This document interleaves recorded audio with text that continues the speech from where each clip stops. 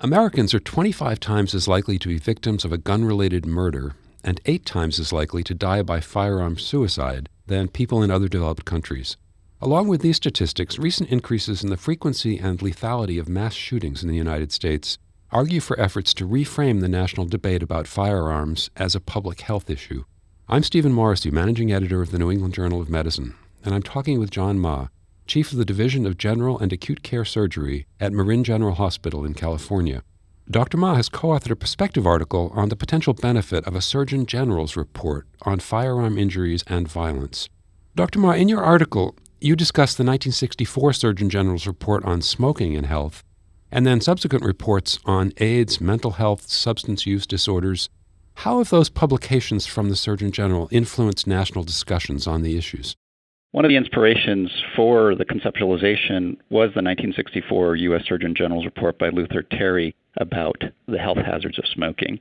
This led to 40 subsequent reports related to tobacco control in the intervening years, most recently the 50-year update in 2014. The Surgeon General has published a number of reports, first on smoking, each developing the theme and expanding on the harms to youth, to minorities, secondhand smoke in the workplace, and the annual updates have served to illuminate the discussion nationally and really point us in the direction of what's come to be known as the tobacco endgame, to actually solve the tobacco-related health harms in America. And that was a partial inspiration for the work now to try to begin compiling the evidence to be able to chart a path towards a firearm endgame to reduce the preventable morbidity and mortality from firearm injuries in America. So what kind of information would be included in such a Surgeon General's report, and how would it add to our current knowledge base? I think the Surgeon General's report would be a great starting point of a conversation. It would be a comprehensive resource of the scientific, public health, public policy, and relevant legal writings across the nation to help us better understand how we arrived where we are today.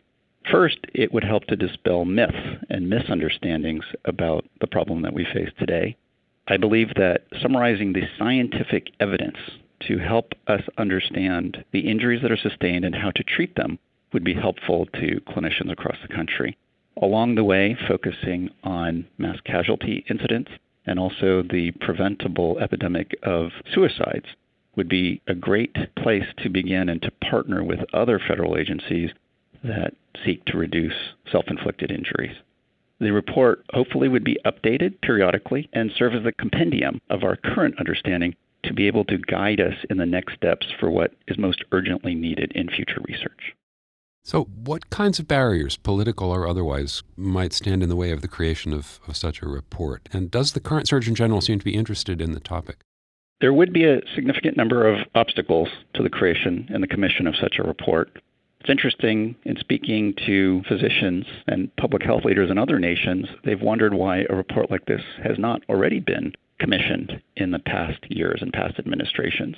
The Surgeon General's office is in the hierarchy of the Department of Health and Human Services, and there's an interesting proposal by a congresswoman in Illinois to require the U.S. Surgeon General to make a report to Congress annually about the magnitude of firearm injuries in America. That bill has Democratic support, and I think it would be helpful if there were to be a Republican co-sponsor. But this conversation about research into firearm injuries in America has been very contentious, understandably, on Capitol Hill. And a key question is the jurisdiction, whether it would be Congress or a member of the White House cabinet that would direct the U.S. Surgeon General to begin this undertaking. I have written to the United States Department of Health and Human Services to begin the conversation to reach out to the current U.S. Surgeon General to undertake this effort. Speaking of research, you talk in your article about the historical restrictions on federal funding for research on firearm violence under the Centers for Disease Control and Prevention. Those rules have changed. Do you think we'll be seeing more federally funded research? Yes, the announcement by Health and Human Services Secretary Alex Azar was surprisingly but well received that CDC funding for gun violence research would be permissible. I think the key is to ensure that advocacy does not occur as a result of that work. In the past weeks, there has been a vote on Congress to appropriate funds to research firearm violence in America, and unfortunately that bill did not advance. So I believe that we are at a turning point, that we will begin to see an increased amount of research that's allowed by the federal government, so long as it does not cross into the domain of advocacy. But I think new lines of funding will still be very difficult to obtain. You say in your article that gun rights advocates have used litigation to strike down gun control laws and to protect their Second Amendment rights. Do you see legal strategies that the public health community could use to address gun violence issues? Yes, I believe that one of the examples of how the gun rights community has used the laws to protect gun rights would be D.C. versus Heller, which was a really interesting case about carrying weapons in the District of Columbia.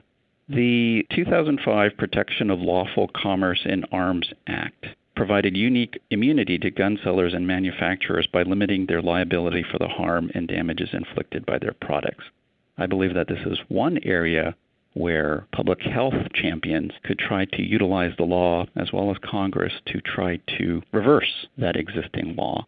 I believe that increasing the accountability for the health harms that result from firearms is one area for public health advocates to utilize in the future. It's very interesting that just yesterday, the Mandalay Bay Hotel filed litigation against the victims who had been injured in the 2017 Mandalay Bay shooting, trying to utilize a loophole in the law that would grant the hotel immunity from any litigation by those who had been injured at the Route 91 Harvest Festival. I believe that's the inverse of what must be done now, to try to utilize the law to hold manufacturers and retailers responsible for the public health harms of their products. It's somewhat akin to the Tobacco Master Settlement and the efforts in tobacco control over the past decade. Finally, you note that despite the lack of progress on gun-related issues to date, you feel that the tone of the conversation has changed. Do you think that that shift is going to be enough to bring changes in the kind of research being done, the kind of policies being enacted in the United States? It is my hope that the change in the tenor of the conversation will lead us forward in the right path. It is a starting point, but the voices of the Parkland High School students need to be joined by other sectors of our society. I believe there's a responsibility from Hollywood, from the motion picture industry, and elsewhere to catalyze this movement forward. I'm very pleased to see that a number of major public health and medical organizations have stepped up and have called for the reframing of this problem as a public health matter and for continued research. I believe that once we have better data, we'll be able to then continue the evolution of this conversation in the right direction and ultimately lead to significant societal change. Thank you, Dr. Ma.